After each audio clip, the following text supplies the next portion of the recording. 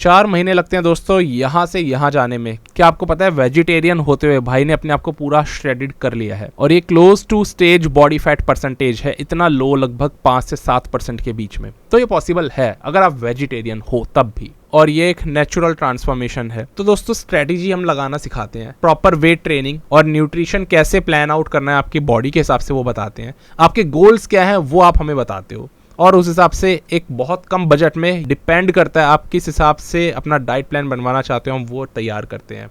चाहे आप एनहेंस्ड हो या फिर नेचुरल हो या फिर हो नॉन वेजिटेरियन, हर तरीके से हमारे साथ बदल पाना खुद को मुमकिन है। दोस्तों अगर आपको भी इस तरीके से खुद को बदलना हो ना, तो हमें यहाँ पे डीएम कर सकते हो और अपनी फिटनेस जर्नी आज ही स्टार्ट कर सकते हो। कल खत्म हुआ शार्लोट प्रो, यूएस में होने वाला एक कंपटीशन, और इसमें हमें खेलते हुए दिखाई दिए हमारे इंडियन एथलीट अमित आगरे।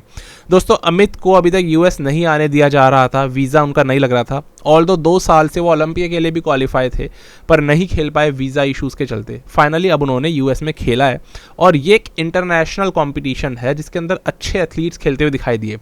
ये कंपटीशन जब खत्म हुआ तो अमित को प्लेसिंग मिली 4थे नंबर की, पर कंपटीशन इतना भी सिंपल नहीं था। इसके अंदर कई सारी ऐसी बातें हैं जो हम अमित आगरे के लिए इसमें करेंगे वीडियो के अंदर, और आज जानेंगे कि किस तरीके से उन्होंने चुनौती दी यहाँ पर बड़े एथलीट्स को। इतने बड़े एथलीट्स थे जो ओलंपिया में 3-4 नंबर पे आते हैं।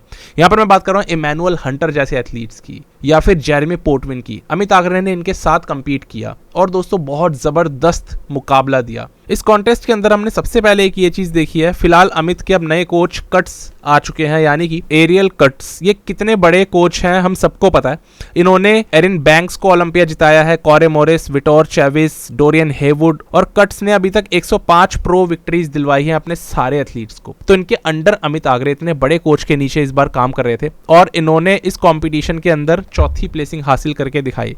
दोस्तों इस शो में अमित की बॉडी के ऊपर हम सबसे पहले बात करते हैं।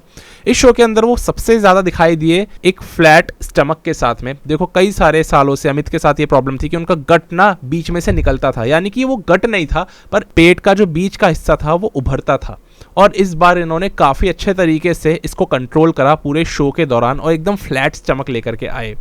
अमित के साथ सबसे अच्छी चीज़ ये देखने के लिए मिली कि एक टाइट मिड सेक्शन होने के साथ एक बहुत ज़बरदस्त वी टेपर उनकी नज़र आए इस शो में, जो आमतौर पे नज़र आती है। पर दोस्तों यहाँ पे इन सारे टॉप के एथलीट्स के साथ खड़े हुए अमित आगरे ना कोई हल्के नहीं लग रहे थे।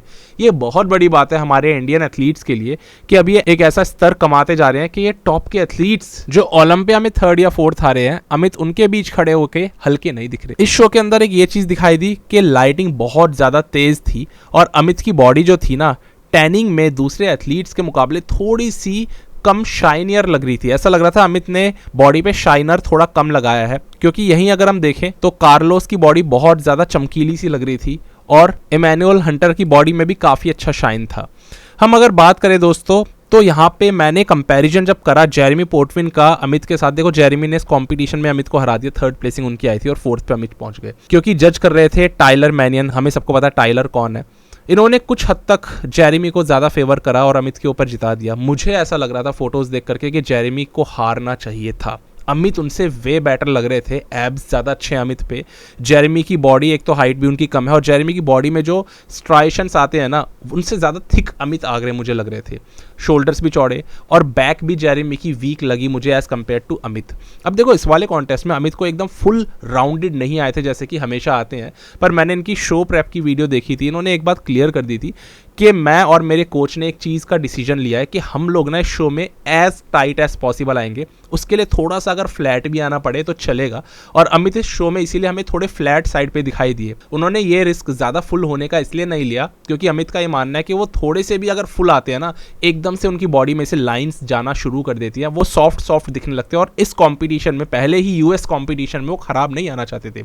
सच बता रहा हूँ, अगर अमित थोड़े से और फुल आते तो ये जो 4th प्लेसिंग है उनकी 3rd पे चली जाती, यानी कि शाइनिंग और लाते अपने टैनिंग के ऊपर, तो वो ज़रूर से 3rd, इनफैक्ट 2nd भी आ सकते थे। मुझे अभी भी लग रहा था कि जेरेमी से ऊपर अमित को डाल देना चाहिए था जजेस को, पर क्योंकि उनको सेफ प्ले करना था, ओवर कार्ब लोडेड से अच्छा है थोड़ी सी फ्लैट बॉडी दिखा दो लेकिन शार्प दिखा दो, ये करना था। इसलिए अमित यहाँ पर इस बार हमें थोड़े से फ्लैट दिखे, और ये चीज़ काम कर गई।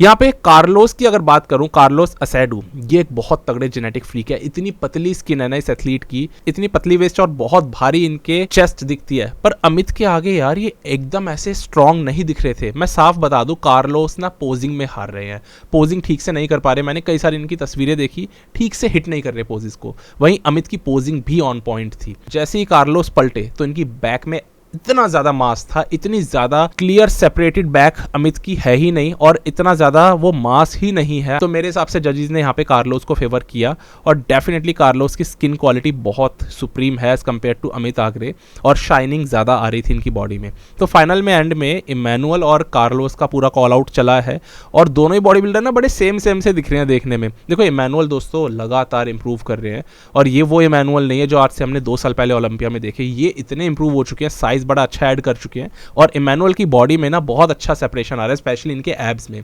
शोल्डर का साइज बढ़ चुका है, इमैनुअल की बैक भी पहले से भारी है। तो डेफिनेटली ये तो क्लियर कट विनर थे। ओलंपिया में ये एथलीट कहीं ना कहीं 3rd पे भी आ जाता है, 4th पे भी आ जाता है। तो ये इतने स्ट्रॉन्ग एथलीट थे, पर इनके आगे अमित आगरे कोई बहुत दबे हुए नहीं लग रहे थे। मेरा कहने का पूरा ये पॉइंट है कि हमारे इंडियन एथलीट्स के जेनेटिक्स सब बढ़ चढ़ के बोल रहे हैं, यूएस में जा रहे हैं और अच्छे खासे टॉप एथलीट्स को चुनौती दे रहे हैं। ये कोई शेरू क्लासिक लेवल का कॉम्पिटिशन नहीं है, ये कोई एशियन कॉम्पिटिशन नहीं है, ये अमेरिकन कॉम्पिटिशन है। टॉप एथलीट्स के बीच में खड़े होना ही बहुत बड़ी बात है। अमित ने इस वाले कॉम्पिटिशन में जॉर्ज ब्राउन जैसे एक पुराने एथलीट को हरा दिया, और मैं सही बता रहा हूँ, जॉर्ज ब्राउन के बाद कोई बहुत ज़्यादा खास एथलीट्स पूरे शो में नहीं थे। टॉप 5 तक के एथलीट्स ऐसे हैं जिनका हमें नाम मालूम है।